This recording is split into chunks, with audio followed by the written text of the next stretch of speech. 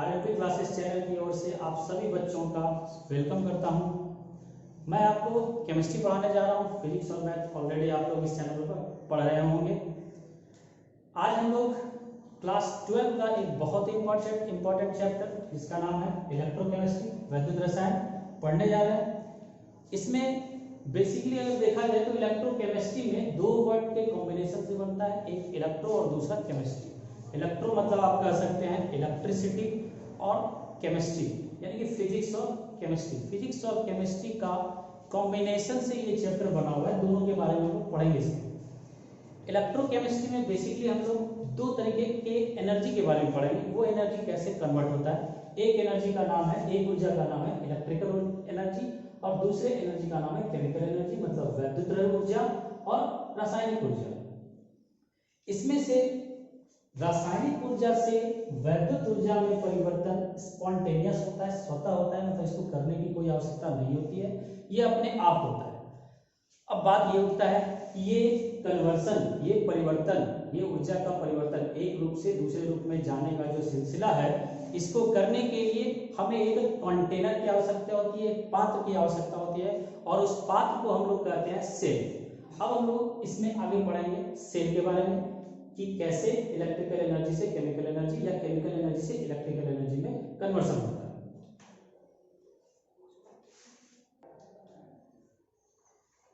जैसा कि हमने अभी बात किया कि इलेक्ट्रिकल एनर्जी को केमिकल एनर्जी में कन्वर्ट करने के लिए या केमिकल एनर्जी को इलेक्ट्रिकल एनर्जी में कन्वर्ट करने के लिए हमें एक सेल की आवश्यकता होती है। ये इलेक्ट्रोकेमिकल सेल यानी कि विद्युत रासायनिक सेल जो है वो मुख्यतः दो प्रकार का होता है। एक गैल्वेनिक या वोल्टिक सेल, जिसको हिंदी में गैल्वेनिक या वोल्टेज सेल कहते हैं, और दूसरा इलेक्ट्रोलाइटिक या वैद्युत अपघटनी सेल। इन दोनों सेल का काम ये होता है कि एक एनर्जी से दूसरी एनर्जी में ट्रांसफॉर्म करता है। दोनों सेल का अलग अलग काम है। गैल्वेनिक सेल का काम है कि वो रासायनिक ऊर्जा को विद्युत ऊर्जा में यानी कि केमिकल एनर्जी को इलेक्ट्रिकल एनर्जी में, और वैद्युत अपघटनी सेल यानी कि इलेक्ट्रोलाइटिक सेल का काम होता है कि वो इलेक्ट्रिकल एनर्जी यानी विद्युत ऊर्जा को रासायनिक ऊर्जा में परिवर्तित कर दे। इन दोनों को हम लोग बारी बारी से पढ़ेंगे, गैल्वेनिक सेल को भी और इलेक्ट्रोलाइटिक सेल को भी। सबसे पहले हम लोग स्टार्ट करते हैं गैल्वेनिक सेल या वोल्टिक सेल के बारे में कि इसमें कैसे केमिकल एनर्जी को इलेक्ट्रिकल एनर्जी में हम लोग परिवर्तित कर सकते हैं। अब हम लोग गैल्वेनिक सेल या वोल्टीय सेल के बारे में पढ़ेंगे।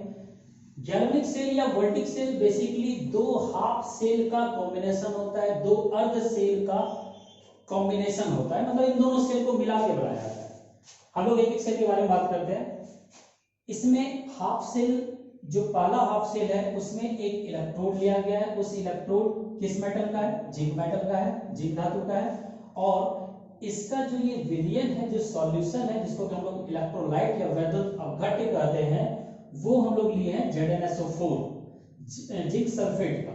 ठीक उसी तरह से दूसरा अर्ध सेल जो है, इसमें इलेक्ट्रोड के रूप में कॉपर को लिया गया है और इसका जो विलयन है, जो इलेक्ट्रोलाइट है, वो लिया गया है CuSO4। ये इलेक्ट्रोड, जिंक का इलेक्ट्रोड को हम लोग एनोड नाम दिए और कॉपर के इलेक्ट्रोड को हम लोग कैथोड नाम दिए। यहां पर जब, चूंकि हम लोगों को पता है कि ये केमिकल एनर्जी से इलेक्ट्रिकल एनर्जी में परिवर्तित होता है और केमिकल एनर्जी से इलेक्ट्रिकल एनर्जी में परिवर्तन स्पॉन्टेनियस रिएक्शन को दिखाता है, मतलब कि स्वतः वो अपने आप रिएक्शन होता है।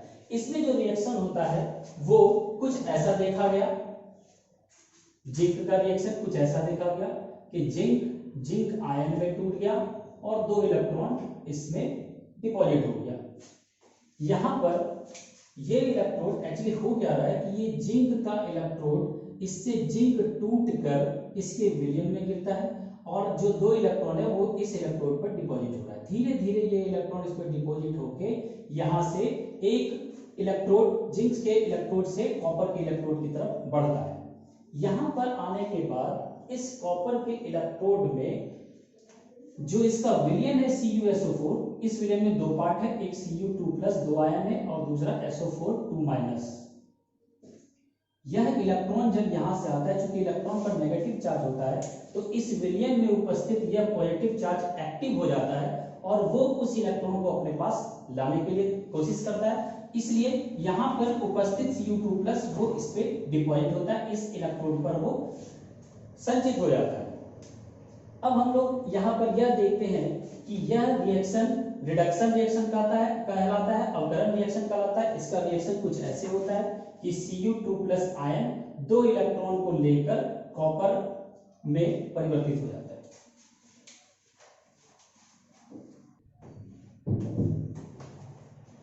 जिंक का आयन जब इस विलयन में डूबता है तो यहाँ पर पॉजिटिव चार्ज का डेंसिटी, पॉजिटिव चार्ज का घनत्व बढ़ते चला जाता है, जिससे इस विलयन में दोबारा अगर यहाँ से जिंक टूटकर आना चाहे तो वो उसको रिपल्सन करता है, विकर्षित करता है, तो यह इलेक्ट्रॉन का प्रवाह बंद हो जाता है। क्यों? क्योंकि जैसे ही इलेक्ट्रॉन निकलना चाह रहा है ये Zn+ उसको अपनी ओर आकर्षित कर लेता है, तो इलेक्ट्रॉन का प्रवाह यहाँ से यहाँ बंद हो जाता है, जिसके कारण करंट वो बहना बंद हो जाता है। तो ये एक प्रॉब्लम है इसमें कि हम लोगों का यहाँ पर जो सॉल्यूशन होता है वो पॉजिटिव चार्ज सॉल्यूशन होता है, क्योंकि यहाँ पे पॉजिटिव चार्ज का डेंसिटी बढ़ जाता है। ठीक उसी तरह Cu2+ यहाँ पर डिपॉजिट हो गया है, तो इस विलयन में सिर्फ और सिर्फ बचने लगता है SO2-, जो कि नेगेटिवली चार्ज सॉल्यूशन है। तो यहाँ पे डेंसिटी नेगेटिव चार्ज का हो जाता है और यहाँ पे डेंसिटी पॉजिटिव चार्ज का हो जाता है, जिसके कारण इलेक्ट्रॉन का फ्लो रुक जाता है और इलेक्ट्रॉन का बहना रुकने से करंट का बहना रुक जाता है।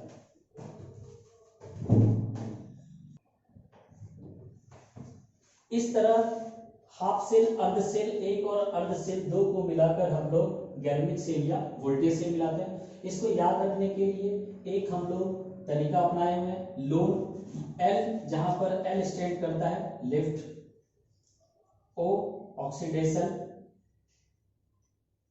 A एनोड और N नेगेटिव।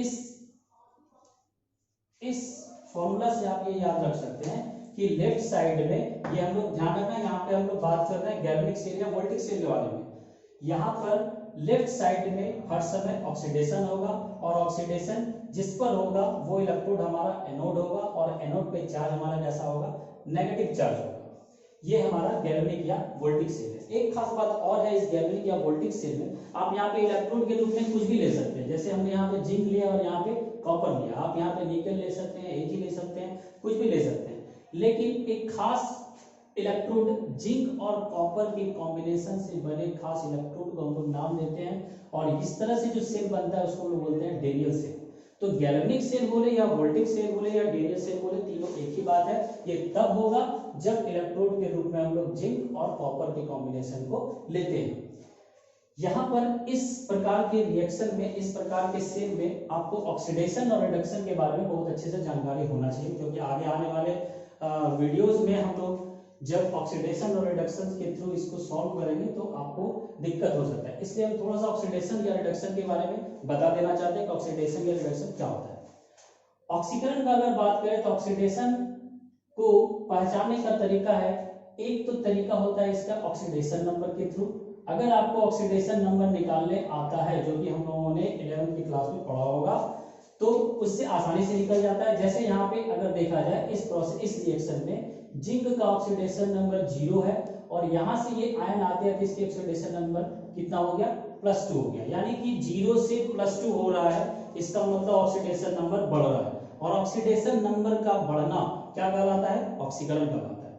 ठीक उसी तरह ऑक्सीडेशन नंबर का घटना क्या कहलाता है, रिडक्शन कहलाता है, अवकरण कहलाता है। जैसे कि आप ध्यान देख सकते हैं कॉपर का ऑक्सीडेशन नंबर यहाँ पे +2 है और यहाँ पे आते आते इसका ऑक्सीडेशन नंबर कितना हो गया, 0 हो गया। तो +2 से 0 का होना यह दर्शाता है कि इसके ऑक्सीडेशन नंबर में कमी हो रहा है और ऑक्सीडेशन नंबर में कमी को हम लोग कहते हैं कि उसका क्या हो रहा है, अवकरण हो रहा है। तो आप एक तो ऐसे पहचान सकते हैं। दूसरा तरीका ऑक्सीकरण या अवकरण को पहचानने का ये होता है इलेक्ट्रॉन के माध्यम से।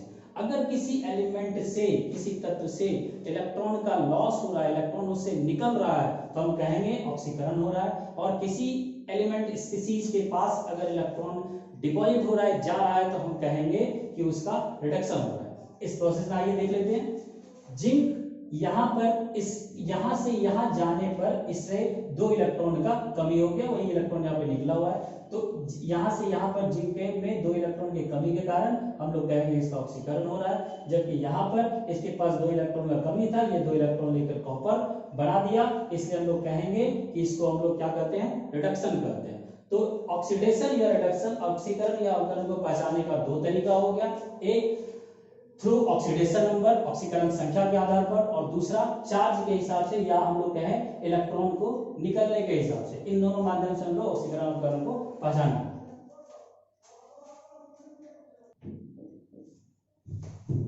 इस गैल्वेनिक सेल या वर्टेक्स सेल में एक प्रॉब्लम है, एक समस्या ये होता है, जो कि अभी हम लोगों ने बात किया था कि यहाँ पे इलेक्ट्रॉन का, ये आयंस का डेंसिटी बढ़ने से पॉजिटिव चार्ज हो जाता है, जिससे इलेक्ट्रॉन निकलना बंद होता है और करंट रुक जाता है।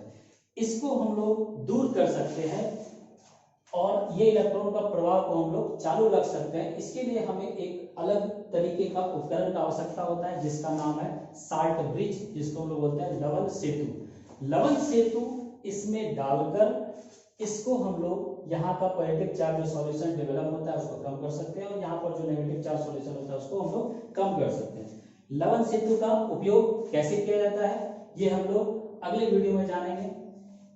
अगर आप लोगों को हमारा वीडियो अच्छा लगे, हमारे चैनल को जरूर सब्सक्राइब करें और इसे उन बच्चों तक जरूर पहुंचाएं जो आर्थिक रूप से कमजोर हैं और जो घर बैठे इसका पूरा फायदा ले सकते हैं। आप लोग इस चैनल से जरूर जुड़िए और ज्यादा से ज्यादा इसका शेयर कीजिए। धन्यवाद।